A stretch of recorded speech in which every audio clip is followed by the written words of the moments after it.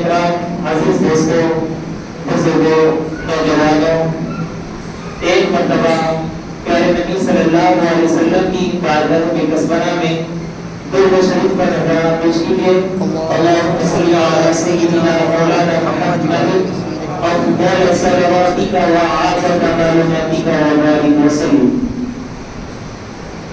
ہر سال کی طرح اس سال بھی جشن عید میلاد النبی صلی اللہ علیہ وسلم مسجد خانہ میں منایا جا رہا ہے۔ انتظامی کمیٹی و میلاد ٹیم کی جانب سے اس مسجد میں برسہ برس سے میلاد النبی صلی اللہ علیہ وسلم کا جلسہ بڑے جوش کے ساتھ منایا جاتا ہے، اور یہاں پر جامعہ نظامیہ کے علماء بھی تشریف لاتے ہیں اور اپنے بیان سے لوگوں کو مستقل منور و مجلہ کروا کر جاتے ہیں۔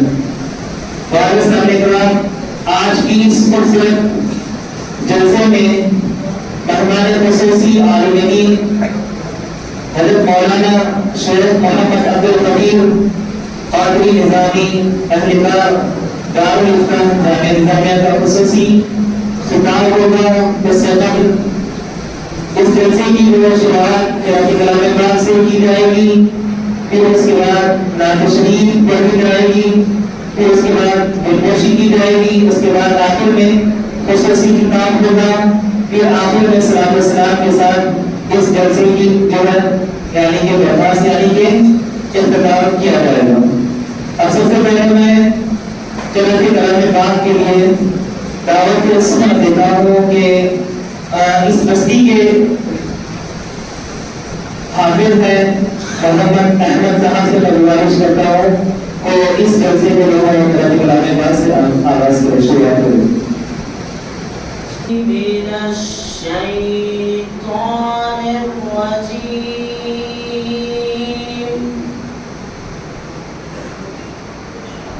بسم اللہ الرحمن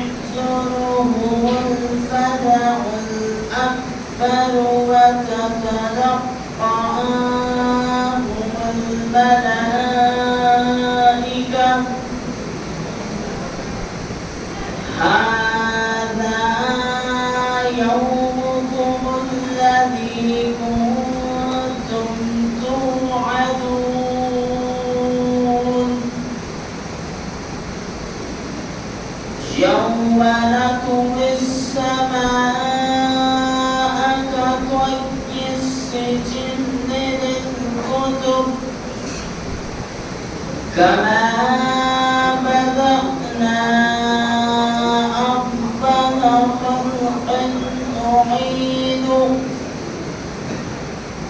وعدا علينا إنا كنا فاعلين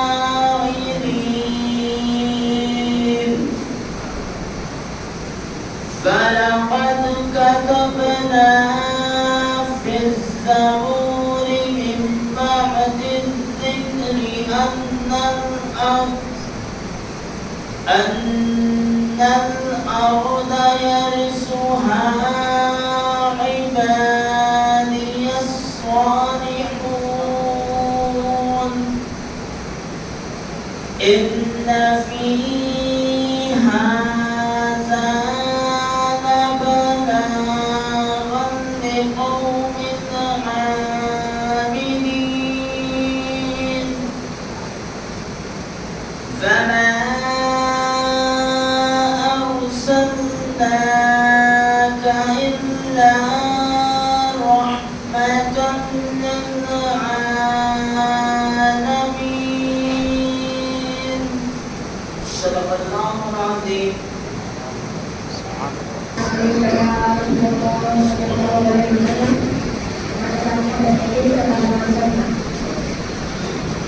مدینے میں جس وقت جانا ہے تو جانے سے پہلے قدم چوم لینا اللہ جس وقت جانا ہے دل تو جانے سے پہلے قدم چوم لینا جو مجھ بھی لکھنا ہو جو مجھ بھی لکھنا ہو بات میں لکھنا کہ لکھنے سے پہلے قدم چوم سبحان اللہ سبحان اللہ کیا بات ہے چھوڑ کر دنیا کی چل مدینے چلتے ہیں چھوڑ کر دنیا کی چل مدینے چلتے ہیں مصطفیٰ غلاموں کی مصطفیٰ غلاموں کی قسمتیں بدلتے ہیں مصطفیٰ غلاموں کی قسمتیں بدلتے ہیں رحمتوں کی چادر کے رحمتوں کی چادر کے سر پہ سائے چلتے ہیں مصطفیٰ کے دیوانے گھر سے جان نکلتے ہیں چھوڑ کر دنیا کی چل مدینے چلتے ہیں صرف ساری دنیا میں صرف ساری دنیا میں وہ ہے کچھ رحمت ہے جس جگہ پہ ہم جیسے کوٹے سیکھ چلتے سبحان اللہ سبحان اللہ چھوڑ کر دنیا کی چل مدینے چلتے ہیں نقش کر سینے پر نقش کر سینے پر نام سمردی کا نقش کر سینے پر نام سمردی کا یہ وہ نام جس سے یہ وہ نام جس سے سب ڈلتے ہیں سبحان اللہ سبحان اللہ دنیا کی چل مدینے چلتے ہیں ذکر شاہ بدرا کو ذکر شاہ بدرا کو مردنا بنا لیجیے ذکر شاہ بدرا کو مردنا بنا لیجیے یہ وہ ذکر ہے جس سے یہ وہ ذکر ہے جس سے ہم خوشی میں ڈلتے ہیں چھوڑ کر دنیا کی چل مدینے چلتے ہیں اس کو تو ضرورت ہے اس کو تو ضرورت ہے اس مشکل نمبر کی حق جو مدینے کی حق جو مدینے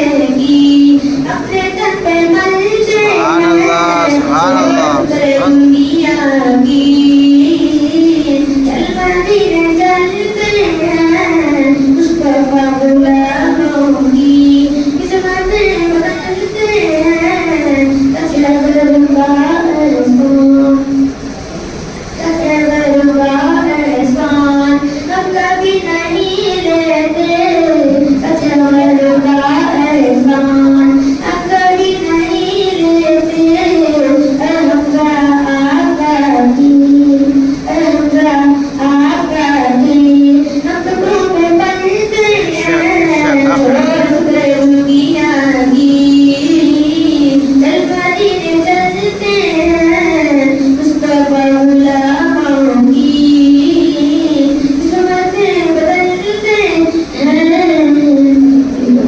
سبحان اللہ سبحان اللہ کی محفل کو محفوظ سجاتے ہیں آتے ہیں وہی جن کو سرکار بلاتے ہیں سبحان اللہ اس سبحان اللہ محفل میں جو ہے وہی آتے ہیں جن کو سرکار بلاتے ہیں جہاں ذکر حبیب ہوتا ہے وہاں خود خدا بھی قریب ہوتا ہے سبحان اللہ جہاں سبحان اللہ ذکر حبیب ہوتا ہے وہاں خود خدا بھی قریب ہوتا ہے ان کے محفل میں بیٹھنے والا شخص خوش نصیب ہوتا ہے۔ سبحان اللہ، ان کی سبحان محفل میں اللہ۔ بیٹھنے والا شخص خوش نصیب ہوتا ہے۔ اور سامنے کرام یہ محفل حضور کے غلاموں کی محفل ہے، یہاں پر جو بھی بیٹھتا ہے اس کی بخشش پکی ہے۔ خدا علیہ السلام کی نگاہیں ان لوگوں پر ہیں جہاں پر خدا علیہ السلام کی محفل میں بیٹھتے ہیں، حضور پر درود شریف پڑھتے ہیں تو خاص حضور کی نظر کرم ان لوگوں پر ہوتی ہے۔ تو معزز صاحب کرام یہاں پر اس جلسے میں جو ہے بڑے خواہش سے بڑے محبت کے ساتھ میلاد النبی کا جلسہ چندہ نگر میں عقیدت کے ساتھ محبت کے ساتھ منایا جاتا ہے، اور یہاں کے نوجوان جو بچے ہیں میلاد ٹیم جس کو کہتے ہیں، وہ میلاد ٹیم کے جتنے بھی بچے ہیں اشخاص ہیں اس میں لوگ ہیں، جیسے کہ میلاد النبی کا مہینہ آتا ہے تو چندہ نگر کے گلیوں کو سجا دیتے ہیں۔ کیوں؟ حضور کی آمد کا مہینہ ہے۔ تو دیکھیے آج ہمارے پاس اس مسجد کا جہاں سے رستہ شروع ہوتا ہے جس کمان سے، وہاں سے لے کر مسجد تک اور مسجد سے آگے تک جو لائٹنگ سجائی گئی ہے، اور اس میں محنت جو ہوتی ہے ہمارے بستی کے نوجوان بچوں کی بڑی محنت ہے۔ اللہ تعالیٰ سے دعا ہے کہ اللہ تعالیٰ جتنے بھی لوگ اس محفل میں کار خیر کرے ہیں، اللہ تعالیٰ تمام لوگوں کے جائز تمناؤں کو مقصدوں کو قبول فرمائے۔ اور اس جلسے میں بڑے میں ہماری کمیٹی کا بھی جو ہے نام کمیٹی کو بھی شامل کرتا ہوں کہ اس جلسے کو سجانے میں ہماری کمیٹی کا بھی بہت بڑا ہاتھ ہے۔ جب بھی میلاد النبی کا جلسہ آتا ہے تو کمیٹی کے جانب سے یہ محفل جو جلسہ ہے یہ رکھا جاتا ہے، علماء آتے ہیں، بیان کرتے ہیں، اور ہم تمام لوگوں کو حضرت حافظ محمود صاحب بڑی محنت کرتے ہیں، یہ بھی جو ہے جامعہ نظامیہ کے طالب علم ہیں، بڑی محنت کرتے ہیں، اور ہر مہینہ کیا کرتے ہیں معلوم، بچوں کا مقابلہ کرتے ہیں، جو بچہ پابندی سے آتا ہے اس کو انعام دیتے ہیں، جو پڑھنے میں اچھا پڑھتا ہے تو مہینے میں جلسہ رکھ کر اس کو انعام دیتے ہیں، بڑی جو ہے خدمت کرتے ہیں۔ اللہ تعالیٰ ان کی خدمت کو قبول فرمائے۔ مگر بنا کمیٹی سے تو کچھ نہیں، بس فی سبیل اللہ کے تحت کام کرتے ہیں، فی سبیل اللہ کے تحت آپ کو نہ کمیٹی کچھ دیتی ہے نہ کچھ نہیں، بلکہ جو بھی وہ کرتے ہیں بس فی سبیل اللہ، اللہ کے تحت، اللہ کے راستے کے تحت جو ہے اللہ کو خوش کرنے کے تحت وہ آتے ہیں، اور کی دور سے آتے ہیں۔ کبھی کبھی سردی کا مقام ہوتا ہے تو سردی میں جاکٹ پہن کر اتنا گرم ہو کر آتے ہیں، بارشوں میں بھیگتے ہوئے آتے ہیں، قرآن کی محبت حضور کی محبت میں آتے ہیں۔ وہاں پر سامنے کرام اب میں ان کو بلاتا ہوں، کچھ آپ ہمارے لیے جو ہے 10 منٹ یا 15 منٹ جو بھی ہو سکے آپ ہمارے دلوں کو منور فرمائیں۔ میں حافظ محمود صاحب کو میں دعوت کو سمجھ دیتا ہوں کہ وہ آئیں اور ہم تمام لوگوں کے لوگ ہمارے دلوں کو لوگ منور مجلہ فرمائیں اپنے اظہار خیالات سے۔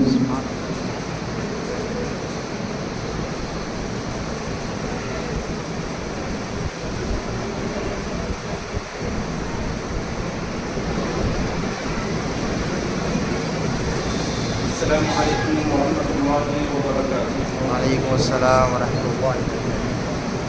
الحمد للہ رب العالمین، والصلاة والسلام على سید الانبیاء والمرسلین وعلى آلہ الطیبین الطاہرین واصحابہ المکرمین اجمعین وعلى من احبهم وتبعهم بإحسان إلى يوم الدین، اما بعد۔ وقد قال الله تعالى في القرآن المجيد والفرقان الحميد: أعوذ بالله من الشيطان الرجيم، بسم الله الرحمن الرحيم، وما أرسلناك إلا رحمة للعالمين، صدق الله العظيم۔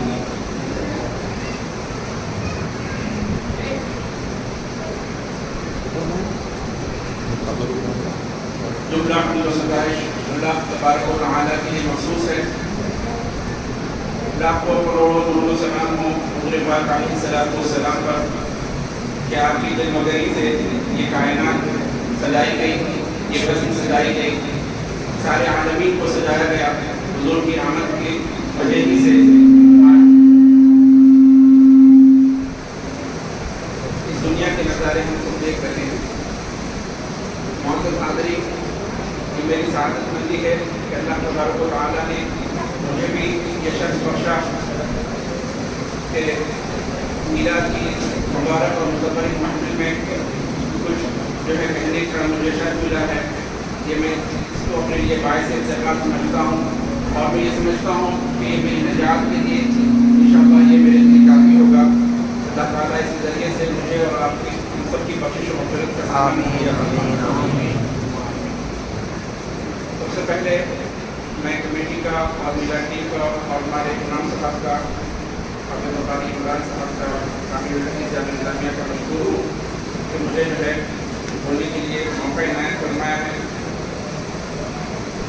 ویسے تو جو ہے ان کو جو ہے عالم دین کو سننا ہے، جو کہ میرے ساتھی ہیں جامعہ اسلامیہ میں، ہم لوگ ساتھ ہی پڑھے تھے، عبدالقادر صاحب اور میں ایک ساتھ ہی پڑھے تھے، تو حضرت کی آمد تک جو ہے باتیں میں آپ کے سامنے کو گزار کرنے کی سعادت حاصل کر رہا ہوں کہ حضور پاک علیہ السلام کی آمد سے پہلے اس دنیا کا کیا حال تھا، کہ جو ہے کون سی ایسی برائی تھی جو مکے میں نہیں تھی۔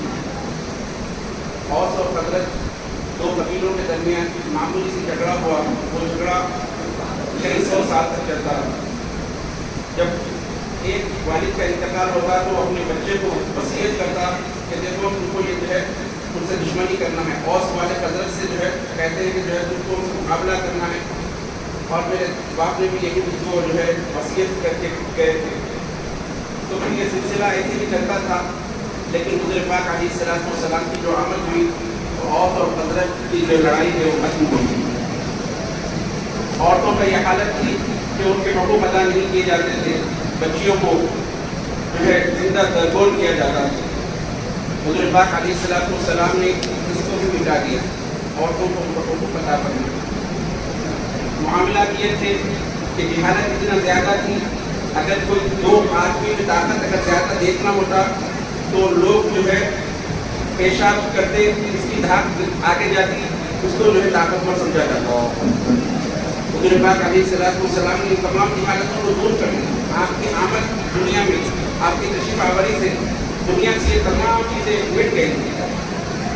اسی طریقے سے اگر آپ دیکھتے جائیں ایک ایک پہلو پر اگر آپ نظر ڈالیں تو آپ کو جو ہے سن کر اور سمجھ کر آپ کے قلوب میں اتنا اطمینان پیدا ہوگا کہ ساری کائنات کے لیے حضور رحمۃ للعالمین بن کر تشریف لائے۔ آپ کا تشریف لانا تھا کہ جو ہے جہالت ختم ہو گئی، آپسی جو ہے جو نفرت کی، کدبت کی، دور ہو کے محبت کی تقسیم ہو گئی۔ انسان کا دشمن تھا، لیکن حضور پاک علیہ السلام کی جب آمد ہوئی تو آمد ہونے کے بعد ایسے معاملات ہوئے کہ جو ہے ایک دوسرے کے رفیق ہی نہیں، دوست ہی نہیں، بھائی نہیں سکے، بھائی سے بھی زیادہ محبت حضور پاک علیہ السلام نے امت میں پیدا فرمائی۔ مسلمانوں کے اندر اتنی گہری محبت حضور نے پیدا فرمائی کہ یہ محبت ہی کا صدقہ ہے جو اسلام ساری دنیا میں پھیلا۔ آپ غور فرمائیں، اگر مسلمان آپس میں محبت نہ کریں، مسلمان اتحادی کے ساتھ نہ رہیں تو اس کے نقصانات کیا ہے آپ اندازہ لگا سکتے ہیں۔ موجودہ دور میں آج ہم دنیا میں دیکھ رہے ہیں جو فساد پھیل رہا ہے، ہر طرف مسلمان کے خون کے دشمن سیاسی قومیں نظر آ رہی ہیں۔ اس دور میں اگر ہم نظر ڈالیں تو ہم جو ہے اپنے دلوں میں محبت کو دور کر چکے ہیں، محبت کو دور کر چکے ہیں۔ ہم صرف اپنے خول میں جینا، اپنے خول میں مرنا چاہتے ہیں، اپنی طرز زندگی کو بدلنے کے لیے ہم تیار نہیں۔ حضور پاک علیہ السلام نے وہ انقلاب پیدا فرمایا جب آپ مدینہ منورہ تشریف لے گئے، تو مدینہ منورہ تشریف لے جانے کے بعد آپ اندازہ لگائیں، مہاجرین مدینہ منورہ میں مہاجرین جمع ہونے لگے تو انصار صحابہ پھر وہاں کی کتنے مسائل، ان کے رہنے کا مسئلہ، ان کے کھانے کا مسئلہ، ان کے کپڑے کا مسئلہ، ان کے مکان کا مسئلہ، ان کی تجارت کا مسئلہ، ان کی معیشت کا مسئلہ، یہ تمام مسائل درپیش تھے۔ ایسے مسائل درپیش تھے، اب ان مسائل کا حل کیا تھا؟ دنیا کی تاریخ گواہ ہے، حضور پاک علیہ السلام نے اتنا بہترین حل فرمایا کہ تاریخ میں ایسی مثال نہ پہلے ملی تھی نہ مل سکتی۔ حضور پاک صلی اللہ علیہ وسلم نے آسانی سے جب مدینہ منورہ کی تعمیر، آپ نے سب سے پہلے مسجد تعمیر فرمائی، مدینہ منورہ کی جب تعمیر ہو رہی تھی آپ نے جو ہے حکم فرمایا تمام صحابہ کو جمع ہونے، تمام صحابہ کرام جمع ہو گئے۔ حضور پاک علیہ السلام نے فرمایا صحابہ سے دو بھائی بن جائے. تو حضور پاک علیہ السلام نے سب سے پہلے حضرت علی رضی اللہ تعالیٰ کا ہاتھ پکڑا اور کہا کہ علی میرے بھائی. اس طریقے سے مجمع میں سے دو جنوں کو بلاتے تھے اور کہتے تھے کہ تم دونوں آپس میں بھائی تم دونوں آپس میں بھائی ہو. جتنا مجمع تھا وہ تمام کو دو بھائیوں میں آپ نے تقسیم فرمایا. آپ غور فرماتے چلے جائیں. جب یہ دو بھائی بن گئے, مجمع کے اندر جتنے صحابہ تھے وہ تمام کے تمام آپس میں دو کی جوڑی بن گئے. تو پھر اس کے بعد حضور پاک علیہ السلام نے یہ فرمایا کہ جو ہے اب اپنے بھائیوں کا خیال رکھو, ایک دوسرے کا خیال رکھو. اب انصار صحابہ ایک مہاجر ان کے ساتھ ہو, جو مکے سے مہاجرین آئے تھے ایک انصار صحابی کے ساتھ ان کو دے دیا گیا. اب جب یہ لوگ اپنے گھروں کو جاتے تو اپنے گھر کے سامان آدھے تقسیم, اپنے گھر کے آدھے سامان تقسیم کر دیے. انصار کا دل دیکھیے, انصار صحابہ کا دل دیکھیے, اپنے سامان کو آدھا تقسیم کر دیے. گھر کا جتنا سامان ہے سامنے رکھ دیا, ان کو آدھا تقسیم کر دیے. آدھا مہاجر بھائی کو دے دیا, آدھا اپنے لیے رکھ دیا. ایک صحابی کے بارے میں آتا ہے کہ وہ سب سے رئیس تھے, مدینے کے سب سے رئیس تھے. تو آپ جو ہے حضرت عبدالرحمن بن عوف آپ کے ساتھ تھے.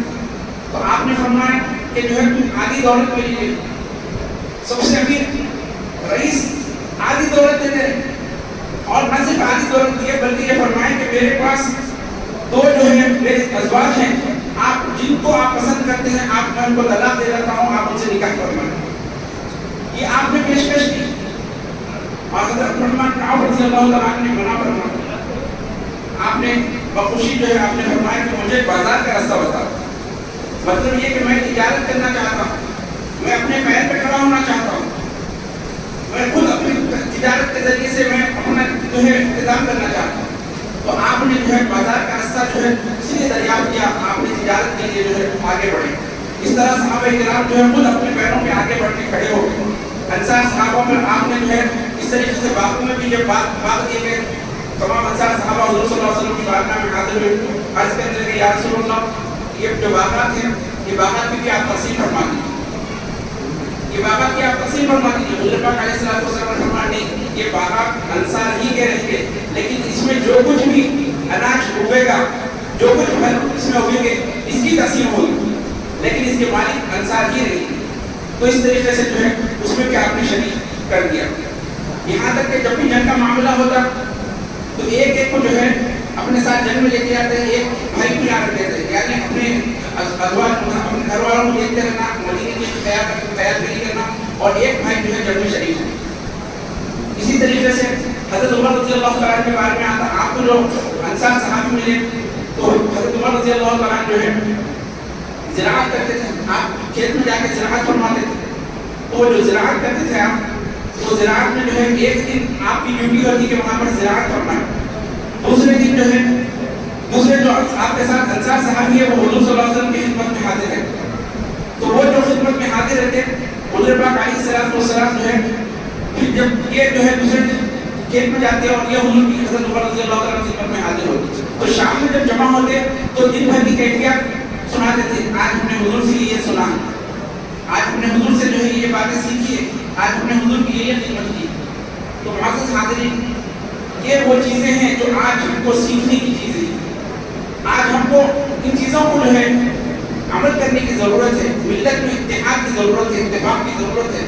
یہ وہ چیز ہے, انصار کا وہ احسان دنیا کبھی نہیں مٹا سکتی. انصار صحابہ نے ایسی قربانیاں دی ہیں, اپنے گھروں کو دیا ہے, اپنے ازواج کو دیا ہے, اپنے مالوں کو دیا ہے, اپنی ہر چیز کو جو اسلام کے لیے پیش کیا, مہاجرین کے لیے پیش کیا.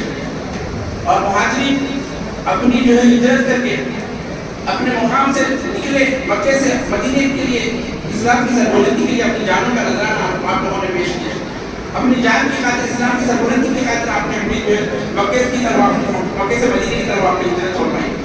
تو معزز حاضرین, صحابہ کرام کا جو ہے ایک مرتبہ حضور پاک علیہ السلام کے پاس جو ہے جتنے مہاجر صحابہ تھے وہ حاضر ہوئے, عرض کرنے لگے یا رسول اللہ یہ انصار جو صحابہ ہے ایک ایسی قوم ہے کہ ہم بھی اتنے احسانات کرتے ہیں, چھوٹے چھوٹے احسانات بھی کرتے ہیں, بڑے پیسوں سے بھی اور بڑی مدد کے ذریعے سے بھی, مالی مدد کے ذریعے سے بھی, اور ہر اعتبار سے ہماری اتنی مدد کرتی ہے اور ہم کو کام بھی کرنے دیتے ہیں اور ہمارا حصہ برابر ہم کو دیتے ہیں.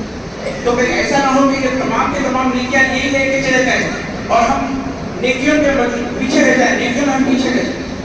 دیکھیے آپ کیسی آپسی محبت ہے، محبتیں دیکھیے آپ. ہم پیچھے رہ جائیں گے، نیکیوں میں ہم پیچھے رہ جائیں گے کیونکہ یہ لوگ ہی تمام چیزیں کر رہے ہیں، ہم پہ احسان بھی کر رہے ہیں، ہم کو کھلا بھی رہے ہیں، ہم کو رکھ بھی رہے ہیں، تمام چیزیں کر رہے ہیں. حضرت پاک علیہ السلام نے ارشاد فرمایا کہ جب تک تم ان کی تعریف کرتے رہو گے، ان کے ایثار اور ان کے جذبے کی تم تعریف کرتے رہو گے اور ان کے حق میں تم جب تک دعا کرتے رہو گے، اللہ تعالیٰ تم کو بھی اجر عطا فرمائے. سبحان اللہ سبحان اللہ. تو معزز حاضرین، اپنے محسنین کا آپ محسنین کو پہچانیں، اپنے محسنین کو پہچانیں. محسنین کے ساتھ آپ بھی جو ہے دعا کیے، اگر ان کے ساتھ ہم کچھ نہیں کر سکتے تو ان کے لیے ہم دعا کر سکتے ہیں، ان کی ہم تعریف بیان کر سکتے ہیں. تو معزز حاضرین، مکے کے جو حالات ہیں وہ تمام انشاءاللہ مہمان مقرر آنے پر آپ کو سننا ہے. چونکہ مدرسے کی بات ہوئی تو ان باتیں میں مدرسے کی رکھنا چاہوں گا.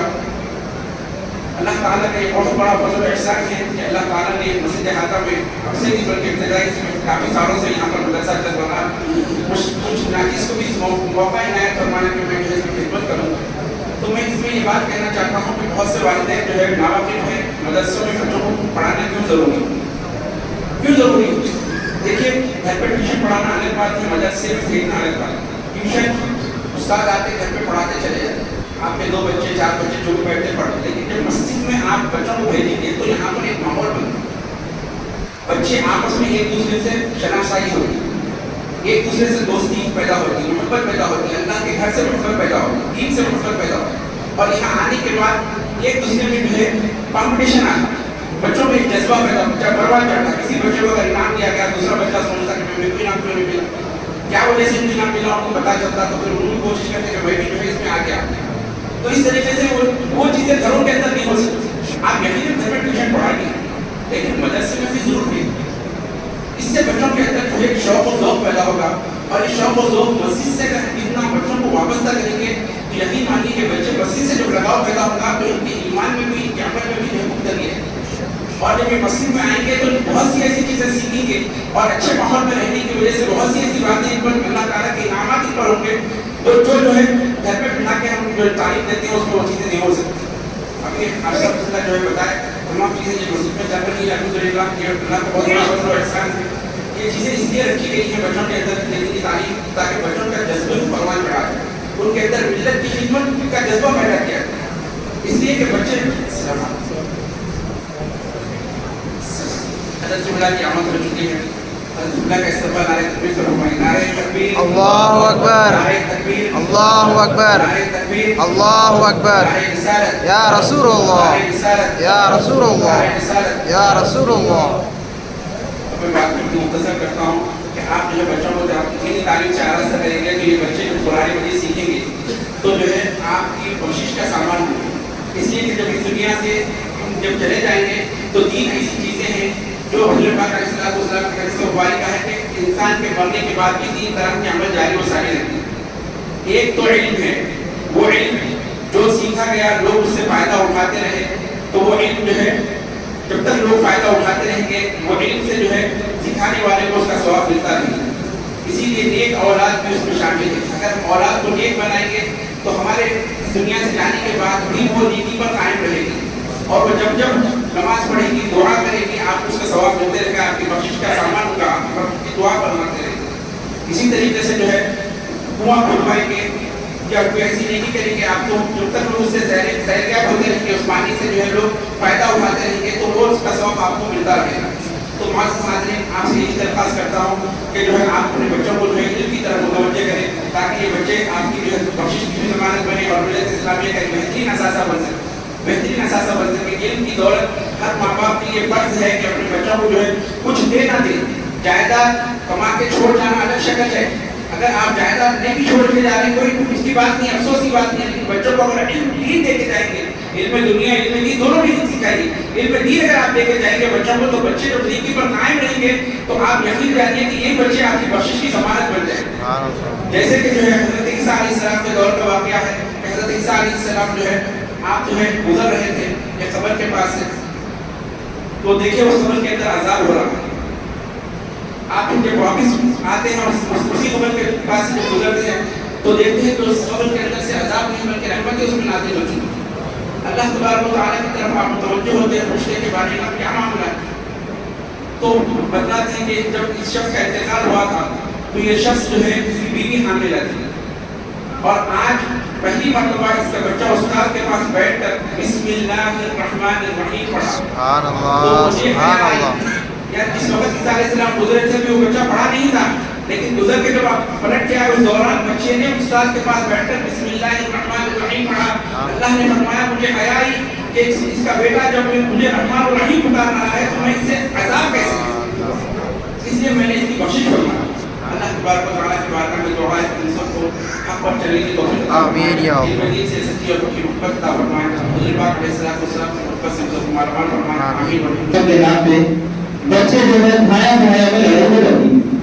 دولت ایک ایسی چیز ہے بھائی بھائی کو نہیں دیتا مگر علم ایسی چیز ہے اگر آپ اپنے بچے کو جو ہے علم دے کے جائیں گے تو وہ بچہ اور کسی بچے کو پڑھائے گا تو اس کا بھی ثواب آپ کو ملتا رہے گا یعنی کہ ثواب جاریہ. یعنی کہ آپ اپنے بچے کو پڑھائیں گے یہ نہیں سے کہ یہ میرا یعنی کہ یہ سارے ثواب کا ذریعہ ہے.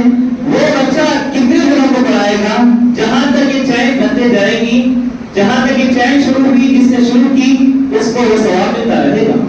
تو بڑی اہمیت کی بات انہوں نے فرمائی ہے. میں اب بلا تاخیر میں دلگوشی کا جو ہے سلسلہ شروع کرتا ہوں کہ